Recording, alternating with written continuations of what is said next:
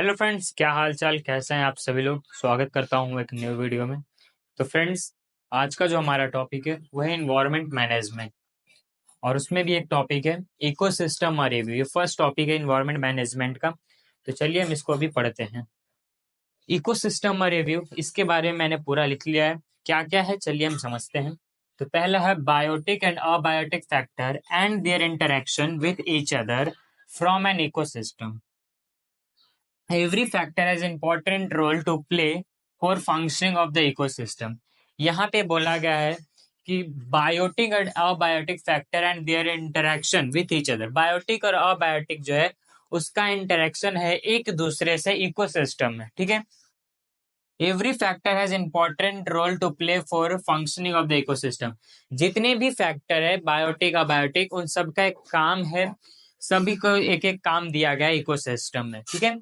फिर plant are producer of the ecosystem. जो plant है, बोला गया कि यहाँ पे प्लांट जो है वो क्या है, इकोसिस्टम का प्रोड्यूसर है।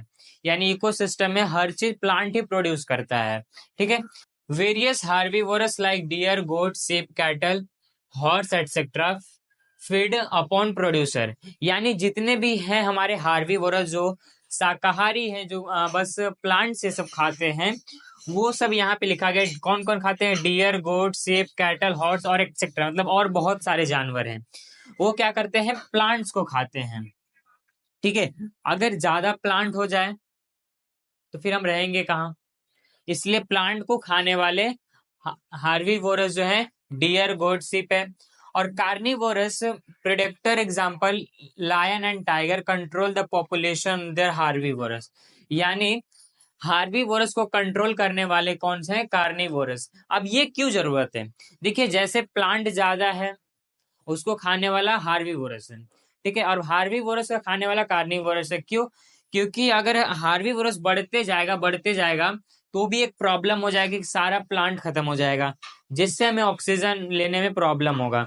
इसलिए हार्बीवोरस को कम करने के लिए, उसके पॉपुलेशन को कम करने के लिए हमें चाहिए होता है कार्निवोरस, जैसे लायन और टाइगर।